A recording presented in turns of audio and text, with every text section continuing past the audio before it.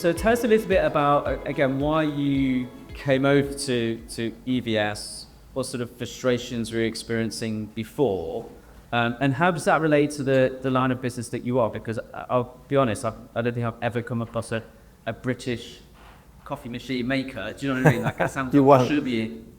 Yeah, absolutely. I mean, we are unique. We are the only ones, as I say. We compete with the Italians and the Spaniards, and we hit them quite hard, which is good. You know, it's what we're like. But the main reason was back to 2016 when we first got to that point, which was funny, you were talking about earlier with Sage 50 falling over, which is what we were, Sage 50 customer, and Sage 50 was falling over just because of volume of transactions, just couldn't cope. We had to do something, we couldn't carry on the way we were, and the option was really that big gap again that was talked about earlier, 50 straight to 200, massive void, massive. Big changes for the business, so we wanted to implement everything into one system.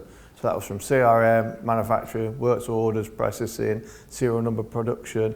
The whole thing was geared to do that. So the biggest thing we had was getting the data that we collated in 50 and transferring it into 200, which was supposed to be clean data. And I think that's where we fell down a little bit. I don't think we realised the importance, and we were on a deadline because we wanted to do it for year end, and so we pushed it through really rather than actually analyse it a little bit better, because the guidance that we had in the beginning with the previous partner wasn't the best. And I don't think they understood 200 properly. That was where the issues came.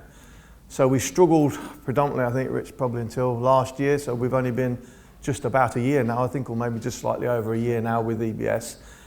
We struggled for 8 years, literally, and it got to a point where we were having major problems because of audited accounts, accountants coming in, trying to do the audits. The previous year to going to EBS, the accountancy fee was ridiculous. It was like 30 odd grand because we couldn't get the audit right, we couldn't get the stock figure right. And as it happens, the stock was right, but the problem was we didn't understand the system. And therefore the accountants were asking loads and loads of questions because obviously they've got auditors in, they've got to verify the data, and we could not verify the data. That was the big problem. And that was our main concern, and that was my major consideration for changing at that point. Obviously spoke to the guys at EBS, we had a long chat, we had various meetings, didn't we? And we came with a decision that we needed to change and we would make that plunge. The company we left were not happy, I will be honest. Tried to put a few difficult things in place, but it didn't matter. We made the decision and we moved. And I have to say it was like a breath of fresh air. I'm not just saying that because I'm sat here, but for us it really was. It really was. Really was a breath of fresh air because we got response, we got reaction. We've been asking questions and questions and questions and getting no answers, no solution to the problems. The same faults that we had going back to 2016, 17, 18, still there. And we went through them, prioritised the ones that needed to be done. I think Phil was a real major player for us, certainly with stock control and that side of the business. He came in, he explained everything. We got through the problems, we sorted all the issues out. My team worked really well. They had to work very hard to put stuff in place as well, obviously with the guidance from EBS, and we cleared all that backlog, and we actually brought the accountant in, and Phil actually spoke to the accountants at the time, and he had an education as well. So it was really, really, really useful information. And that meant that 200 was then working for us, and I think for the last 12 months, 200 has really worked for us, to the point that where we've done the year end this year, March 31st, 5 weeks done. That was like a 9-month period before. So the difference is phenomenal. And I think going forward, we've got some new things going on. We're upgrading the system, already working with EBS. We're already into the project now, which is going to go live November, but we're already working up to September. The guys in my office obviously are working on that as well. They had a meeting yesterday online, and it's just been led really through the process because we don't have the knowledge. We're not Sage experts, they're the Sage experts. We only work the system, so you tell us which buttons to press, we'll press them, and hopefully at 1st November we'll be live. I sort of feel a real journey now. Frustration in your yeah, I was frustrated, yeah. way of doing things. It obviously reached a critical point there where you've been frustrated by Sage 50 for so long, and then the relief of the team at EBS began and sorting it out. So what has that allowed you to do that you couldn't have done before? Well, we had no correct data. So if you're trying to run a business and you want information on stock level, stock control, which is our biggest thing, because it's our biggest mover in the business is stock coming in, stock going out, whether it be as a raw component or a finished product. If I don't know where that is, how are you going to run a business? So you end up running it on figures and data that are not really what you need to know. And so we didn't ever know where our stock level was. How much value of stock have we got in the business? I couldn't have told you. It was impossible. Now I can click a button, I'll get it straight away. That's the difference. And it's also helped us with procurement, so the guys now can forward plan, we can look at the stock levels in the system, we can print out reports that say you need to order this, this and this, or we need to do kitting because we've got to build X number of machines for certain orders. It makes life so much easier. That's the difference. And we actually got a handle on the business and I know where we are, where the cash flow is, how we're running, and it's just speeded everything up basically. The problem was we couldn't get answers. We were asking the so-called specialists the answers and they didn't have them. It was a fudge, or we'll work on that and we'll sort that, and it's just brushed under the carpet, and 3 months later, still not solved. But I can give any problem to any of your team, and whether it be Hillary or one of the other girls that come and help, or one of the guys, you give a problem, the ticket gets raised, the ticket doesn't get closed until that problem's gone. And that's really useful to us. So I believe our relationship goes back about 20 years.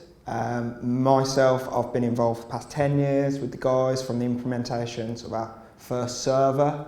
And then we had sort of 12 laptops at that time. We're up to about 50 now with the growth of the business.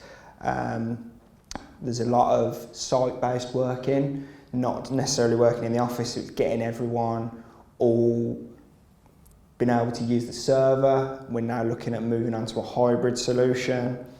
And yeah, over the years we've just grown. We've got we had Cyber Essentials implemented, which was something we needed for one of our projects. It needed to be done quick because we'd been awarded the project and we were trying to go live on the project and we needed it done. Yeah, the guy turned that around really quickly. Yeah, real good relationship. With that Cyber Essentials, then you mentioned that you won a project, because I can totally see how that happens. It's helpful to have that, but you didn't quite get around to doing it before we did the tender or was a business, but now you kind of need it. When you notice it's quick, can you share maybe what that process was like for you as a customer, getting the team in and doing that assessment and then making any of the adjustments that you needed? Yeah, so from our point of view, we contacted Simon, asked him sort of what the process is for getting Cyber Essentials.